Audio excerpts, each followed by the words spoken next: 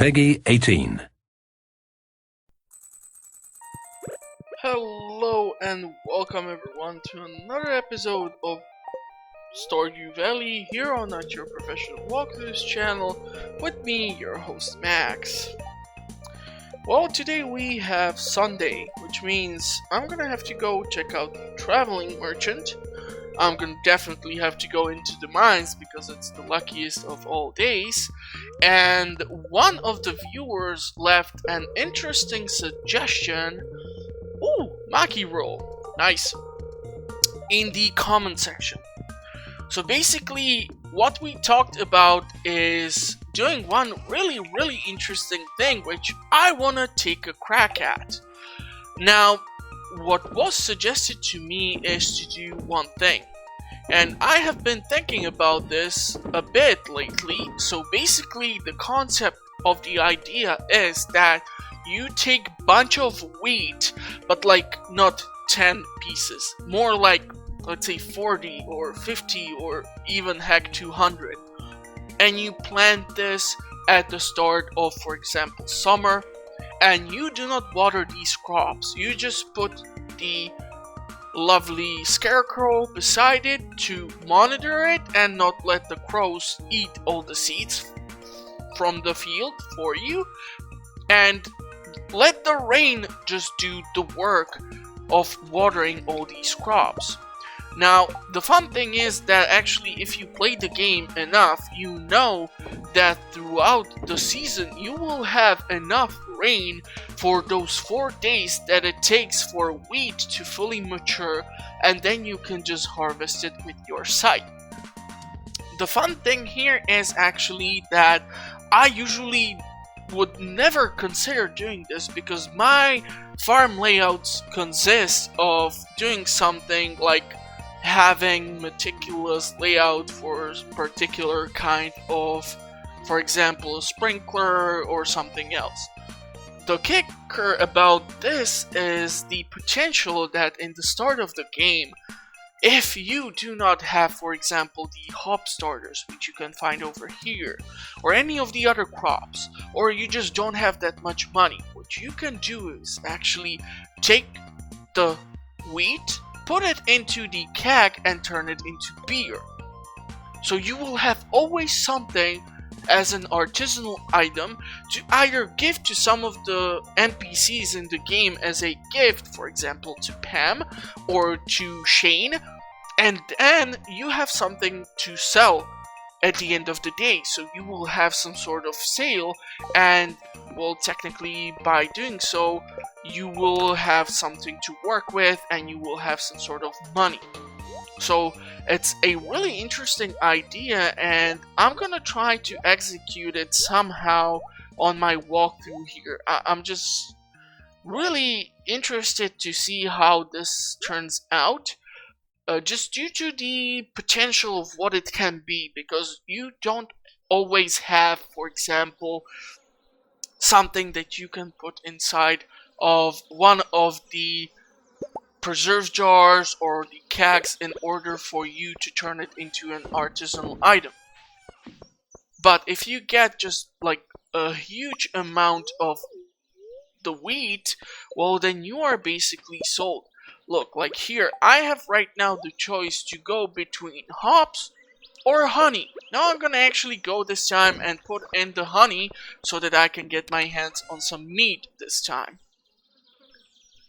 And the fun thing is that I have one more sturgeon and I have picked up some diamonds, which should mean that I would be able to, technically speaking, be actually able to, well,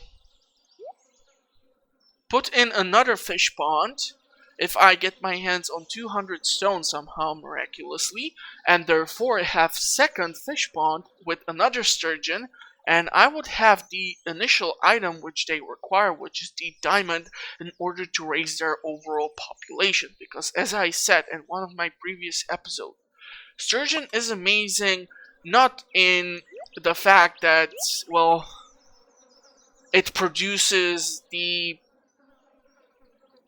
roe which is then turned into caviar, because the period of time from the original 1 fish to the 10 fish can be even 6 in-game weeks, so it will take you some time, but once you get there, they tend to produce the damn roe on a daily base and really rarely do not put out one for you, so you will have a nice supply of additional item which you can then use for additional production of the artisanal items.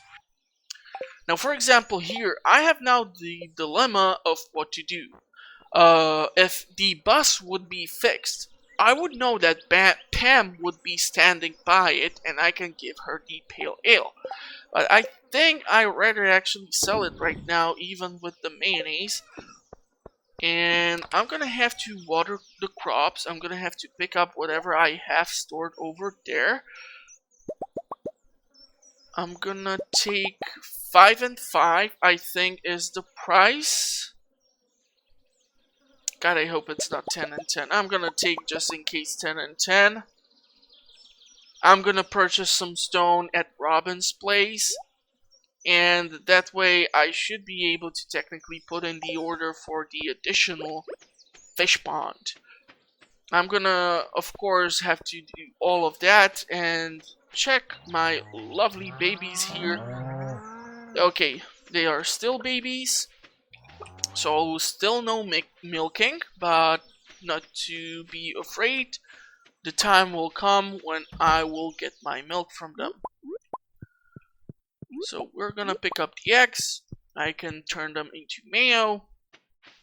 Not sure if I managed to check the mushroom cave on the last day, because, well, lately I kind of made it by the skin of my bum to any place, but apparently I did manage to pull this one off.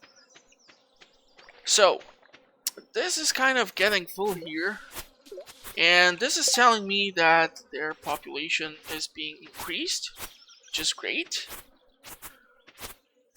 So I'm gonna clear out some of this hay over here, or the tall grass basically. And if the layout would work, then another fish pond can be installed over here. So today's Sunday. Okay. So here's the idea of what I can do. I'm gonna go check on Robin. I'm gonna go purchase the remaining pieces of stone. By doing so, I will be able to put in the order for the fish pond. By doing so, in 2 days, I will have another fish pond. The sooner you get your fish pond started, the better the overall result. Because trust me, if you, for example, crack open a file which you have from 2 years ago, where you, for example, are in year 3, and most of your farm is already used for a certain purpose, trying to place in the fish ponds is kind of really hard to do. You have to probably demolish a building or two, or try to pull off something else.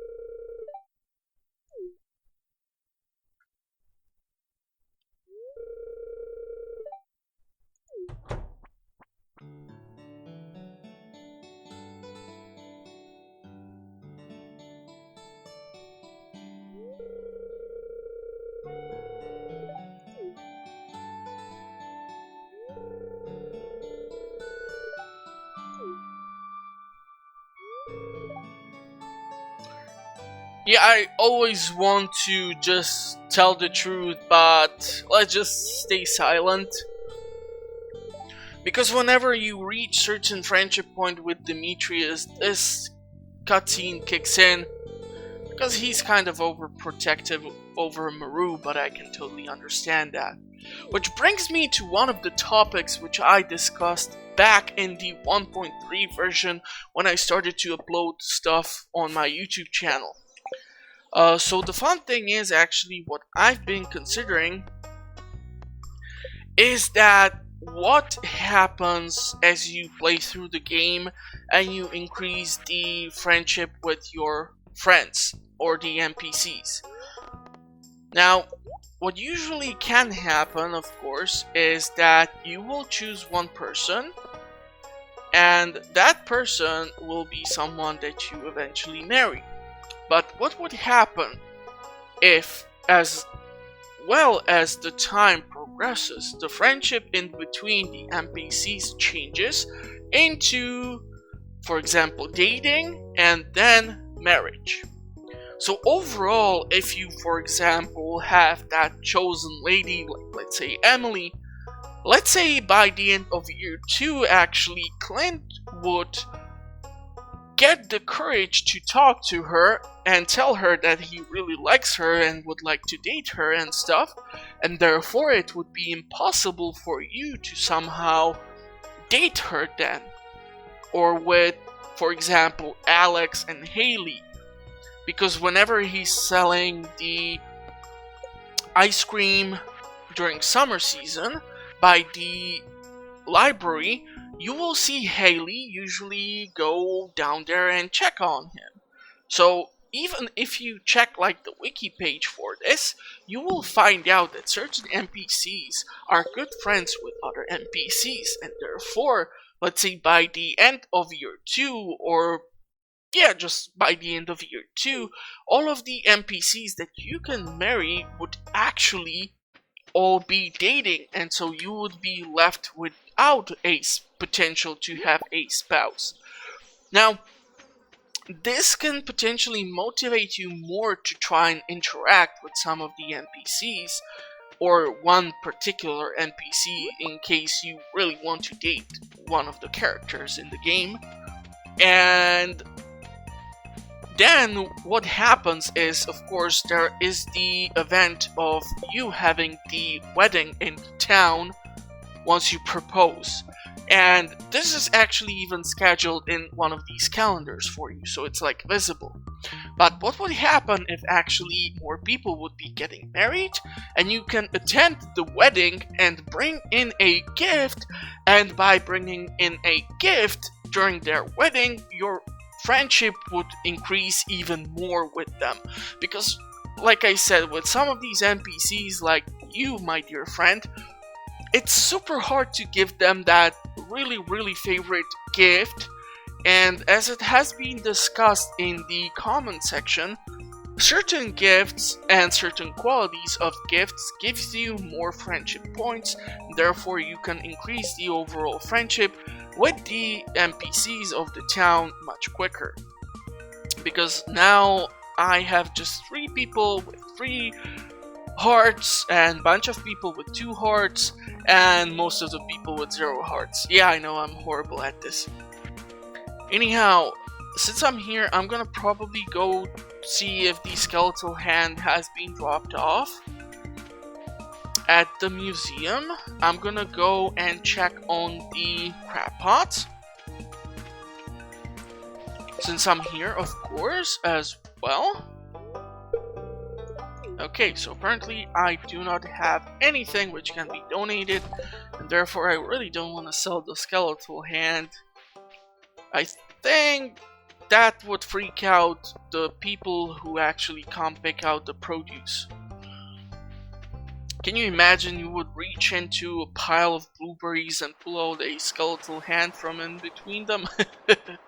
Yeah, I'm not sure how I would try to push the freshness of the produce that way if they would find an actual freaking hand in there. But anyhow, this is a fun concept which I already talked about. I just did not discuss it that much because I just said what would happen if the NPCs would be dating, and that's it. Basically, this would limit you or potentially motivate you in trying to befriend some of the people before it is too late for you. Because, for example, certain recipes are only accessible if you reach certain friendship points with certain NPCs. So, for example, let's say that Leah would get married to someone and she can give you a certain recipe if you reach 8 hard points with her in friendship. Now, for example, imagine that she's getting engaged or married to some of the NPCs in the game, and therefore you are unable to reach that point, and you will not get the recipe, and you will be forced to get your hands on it a different way, potentially. Which is also one of the things which I would really love to see in this game, the potential to maybe get your hands on some of these things in other form of way, because you are not always able to technically get your hands on some of these things throughout the game by following a certain path. Yeah, I cannot use the hook or the bobber. I still require the iridium fishing rod, which technically I could have picked up from Willy today. But yeah, I'm gonna have to go back to my farm and drop off some of the stuff, and I'm gonna have to go into the mines and then somehow miraculously try to water the damn crops till the end of the day. So that's gonna be certainly interesting to try and pull off. Okay, so I can sell you guys, I can sell you. Definitely selling you.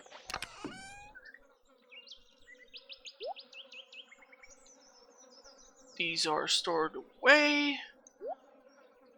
I'm pretty sure I have somewhere those rare seeds. I want to put it... Yeah, okay, that's 2. That's not that much, but it's better than nothing. I have only 1 recycler for now. That's horrible.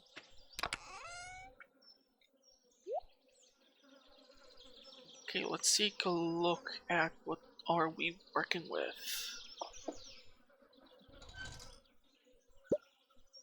So technically speaking, I can make some iron before I come back. I can go check on the mushroom cave once again. Chickens and cows have been taken care of. I'm gonna have to water the crops, but I'm gonna do that after I go into the mines because, like I said, it's super lucky day today. And yes, I don't have the ability to create the lucky lunch as of yet, so I would totally appreciate the opportunity to potentially finally reach level 80 and lower, just so that I can finally get deeper in the mines and get my hands on some gold ore so that I can start smelting those gold nuggets or gold bars and therefore be able to make more quality sprinklers.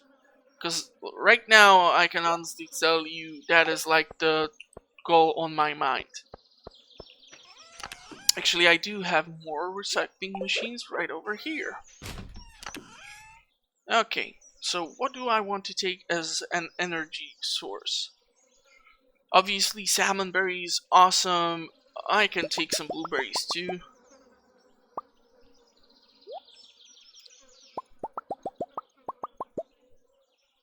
Then should be fine. I'm not gonna spend too much time down there. Reason why is I still need to deal with all of this. If I don't manage to pull this off, that would be kind of a shame. And yeah, when it comes to the wheat, if today wasn't the luckiest of day, I would have gone to Pierre. Of course, I have been by his store and purchased the wheat so that I can basically grow it and turn it into beer and let the rain do its work. But today is the luckiest of days, so I definitely want to get my hands on some ore at least. and water the crops that I already have planted, because those actually need to get watered. Okay, so I'm really hoping I'm gonna be able to get lucky here and make it 5 levels deep. And I'm really hoping I'm not gonna run into too much resistance. Or I'm hoping those skeletons down there won't be throwing too many body parts at me. Okay. I do want the iron, however. Oh, you gotta be kidding me. And I'm really hoping that by killing these guys, I'm gonna get some coal here. So I know I said I want to get deeper, but... oh, what can I tell you? Okay, let's see. Gonna probably have to take the approach of cracking open every rock, which I will see.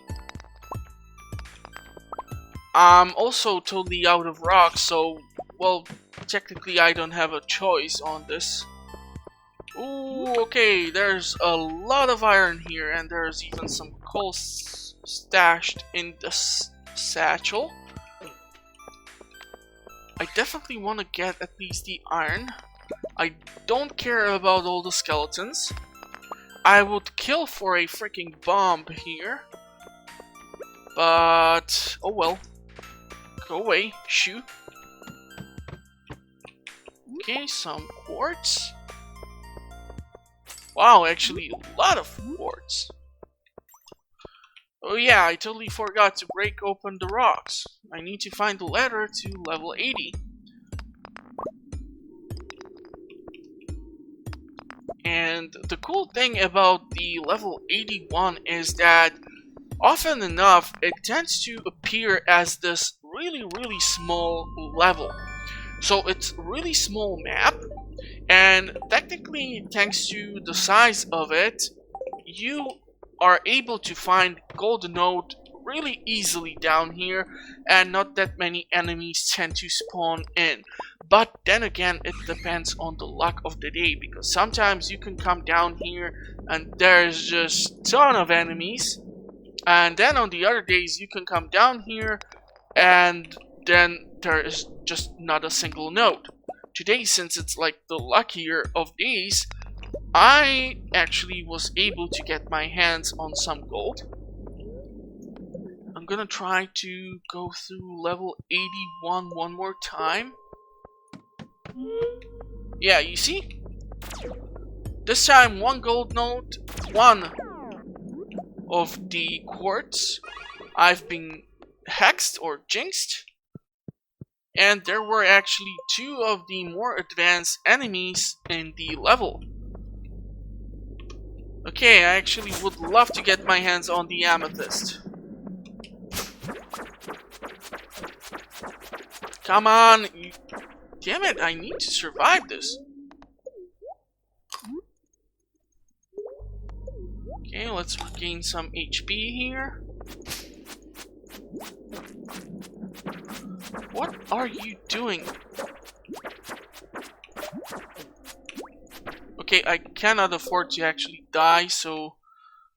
yeah, the amethyst would be nice, but not that nice. The ice fruit can be kept for the purpose of making some wine, so I'm gonna keep that. The salmon berry is not that much of a value when it comes to the artisanal items. I'm gonna try one more time.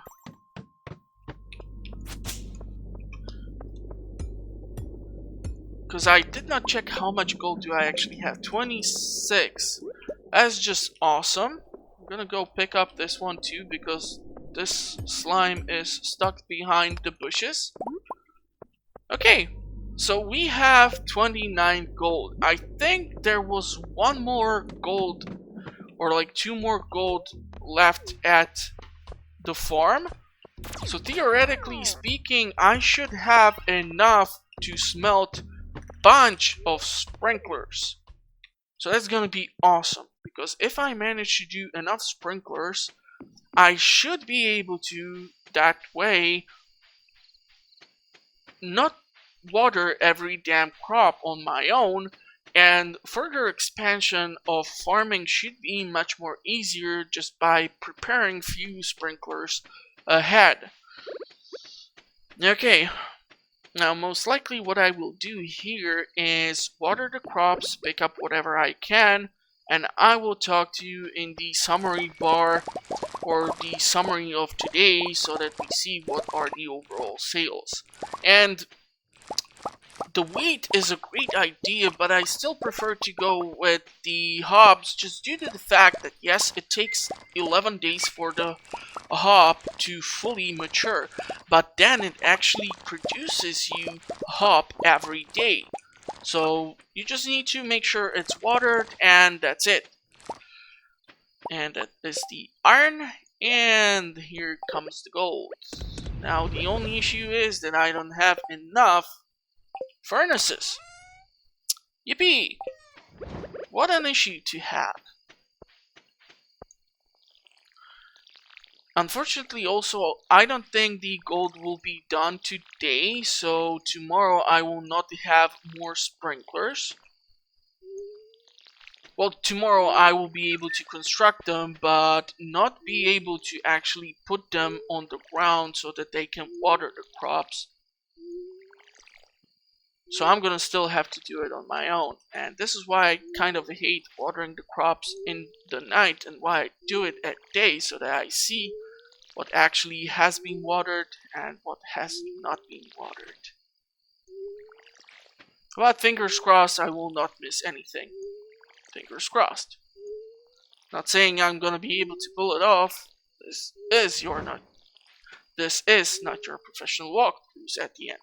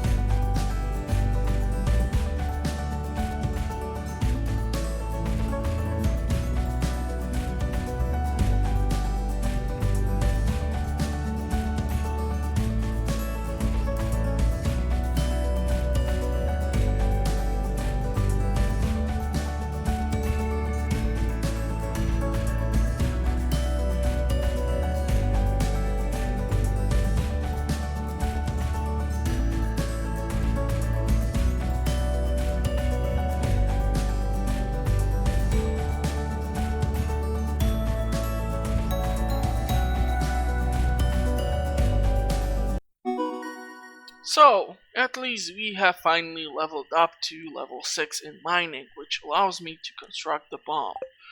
That's gonna be really handful because I really need to get my hands on some more stone. But obviously, as you can see here, pale ale is quite valuable.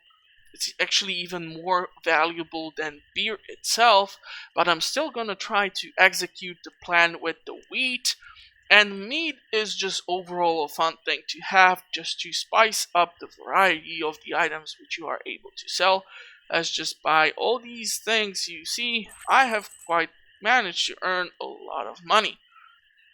Foraging is also nice, the fishing is mining, whatever. Let's proceed to the last week of summer. and I really need to get my hands on a ton of sprinklers in order to prepare for the fall season, because fall season theoretically can be one of your most profitable seasons. We are talking about cranberries, we are talking about pumpkins, there's just so much stuff you can do, it's just ridiculous. Okay, we're gonna drop off you, and I'm definitely gonna have to work on getting more corn, because corn is one of the ingredients or one of the pieces which you need for the quality bundle. So we are gonna start smelting gold here right from the start of the day. The reason why I want to do that is fairly obvious. The more gold I get, the more quality sprinklers I get. The quality sprinklers I get, less watering I need to do on my own.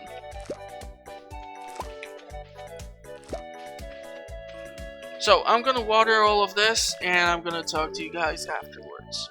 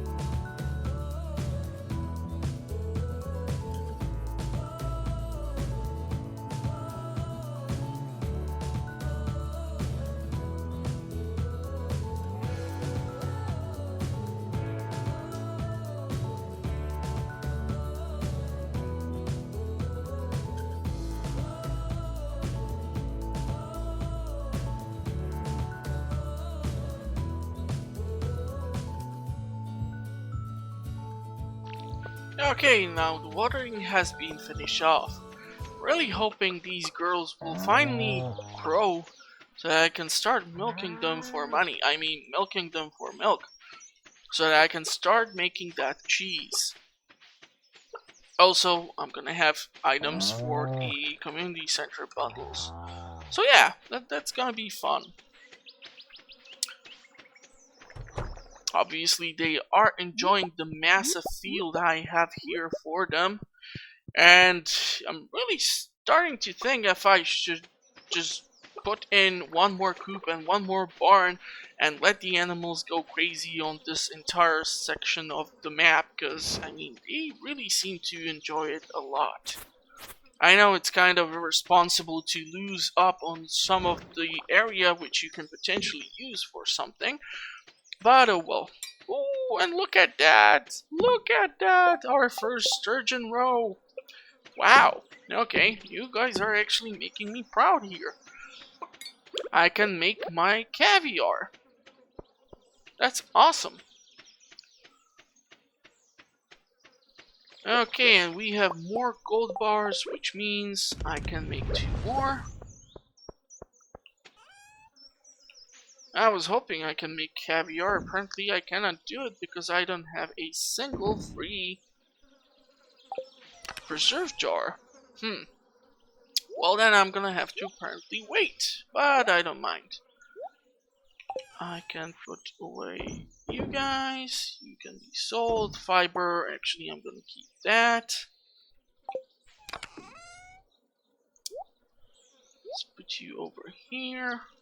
Put you over here. The X can be turned into something more fun.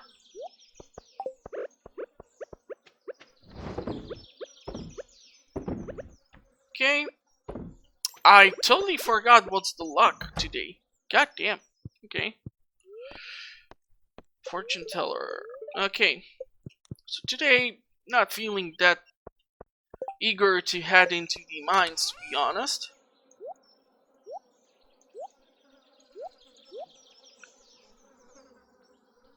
Okay, trying to figure out what to do.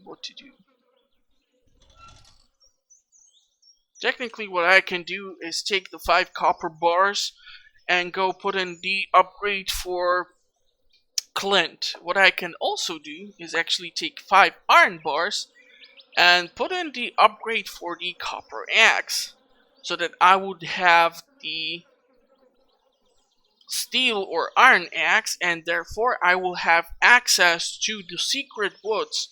So till the end of the summer I will be able to get my hands on some of the fern which is growing there, because until I get to the skull caverns where the pepperrexes have their special levels, I will not have another chance to get my hands on it.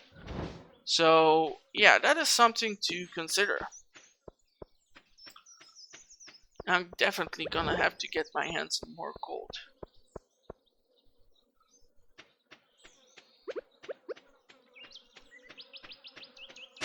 But of course now I cannot upgrade the axe, but what I can do is go grab the weed seeds. So I'm gonna go and do that. And we are gonna reach Willie's birthday on the next episode, which is good to know. So it costs 10 gold. Okay. I'm gonna go with 100 for now to see how it plays out. It's an controlled experiment of sorts. This will take 14 days to fully mature.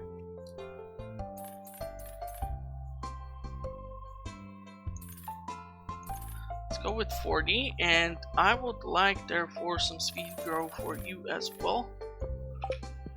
And if Willie is at his store, I can potentially get my hands finally on the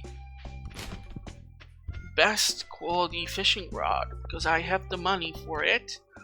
And by the end of the summer I should make enough money to have a decent start in the fall season. So let's go take a look if he's at his shop. Also need to get some more bait. Yep, okay. That settles it.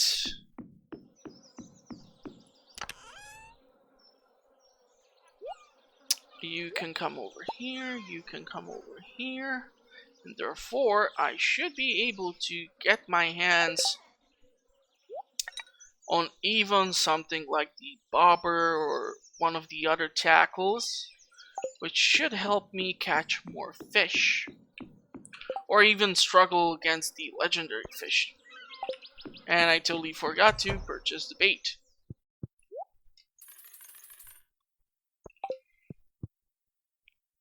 This will be enough for now. Right now it's just to clear out these, because they do possess some broken CDs. And I have some broken glasses over there, so I'm gonna actually take this and turn it into the refined quartz back at the farm. Now, I did not have too much time to look into the patches which have been released for Stardew Valley lately. I think most of the purposes for the patches were to remove some of the bugs or some issues. So it's not like some certain features might have been addressed or balanced. So there is that, but the fun thing is that I had some chance to look over certain Stardew Valley files and some playthroughs.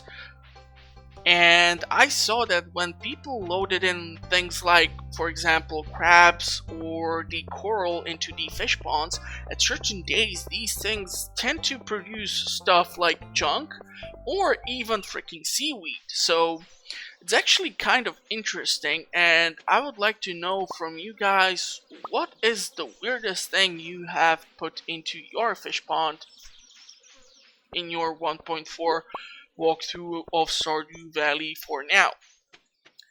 For me, I'm not sure if the sea cucumber can be considered weird, but hell, I did actually manage to put it in, so who knows. Okay, so what else? What else?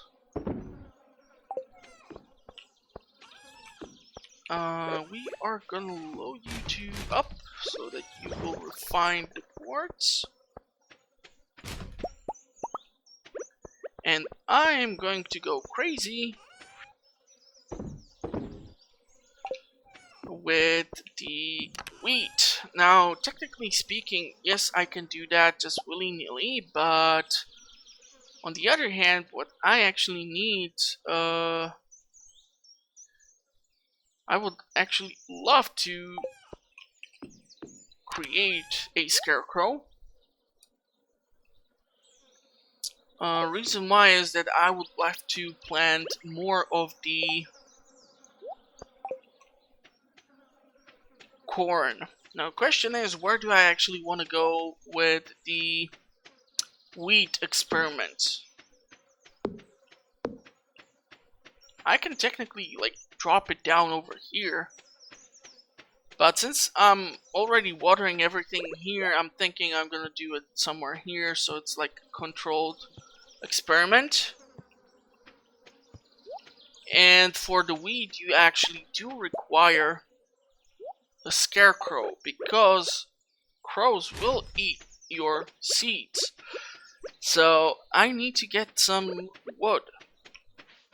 So let's go chop down a tree or two. And unfortunately today is not the luckiest of days, so the overall wood outcome, or the amount of wood I will come across from the trees, is reduced compared to more lucky of a day.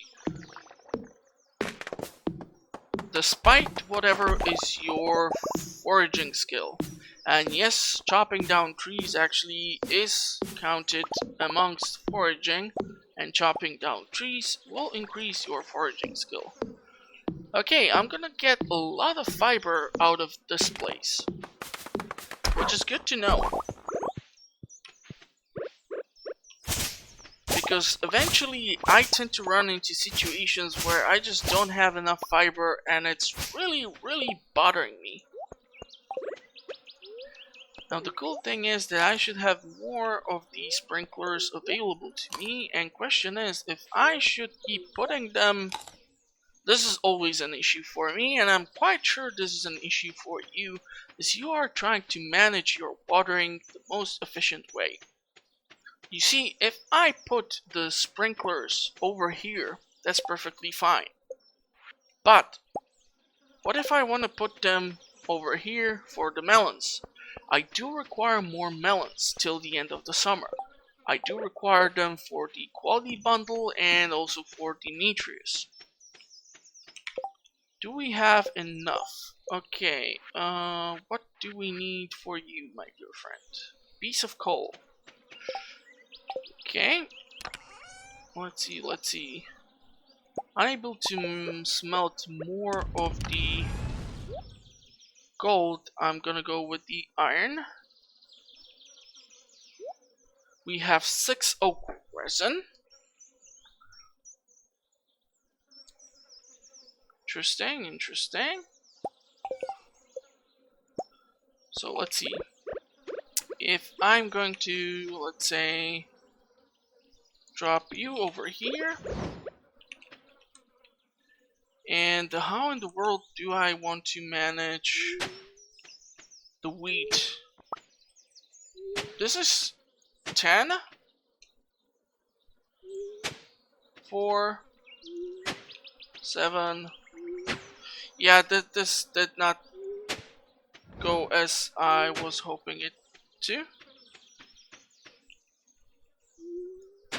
So you know what? I'm gonna actually move the entire production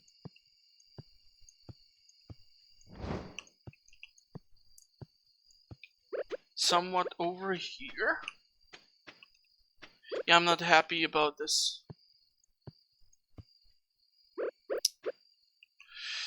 I want it to be controlled, but I also want to see what's growing and if anything is missing. And if it's by that corner or the edge over there, it's gonna be a total freaking nightmare. So I'm hoping it's gonna rain soon. And, well, lucky enough for me, the wheat will actually carry itself over to the other season.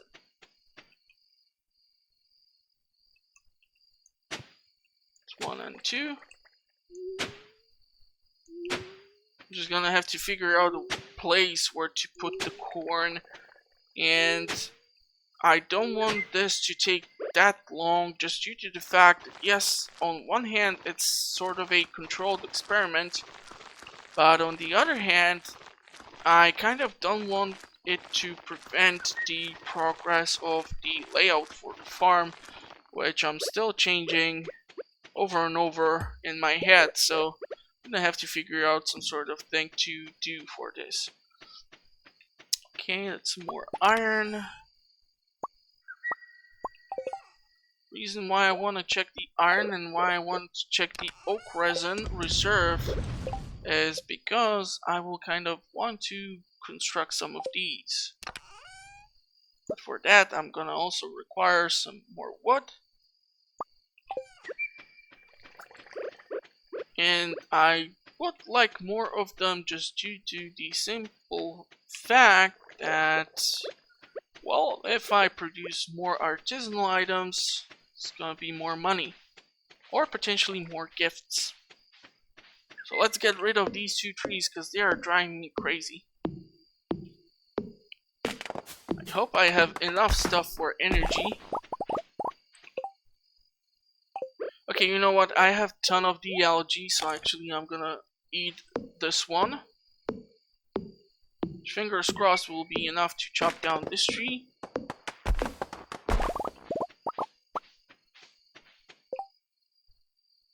$59. I'm really hoping I have enough for 2 keks. Please tell me I have somewhere else a piece of wood. Please? Oh, come on. Really? Darn. Okay.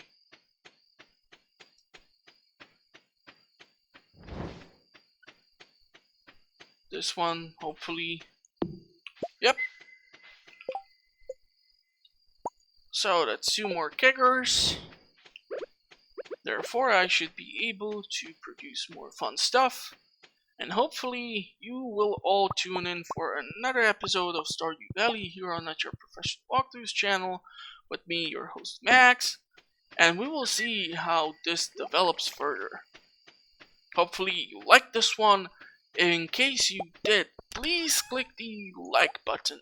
This actually lets the YouTube algorithm know that, hey, maybe this guy is up to something good, and it will recommend the channel to more people, and that way I can create a bigger community around the titles which I enjoy.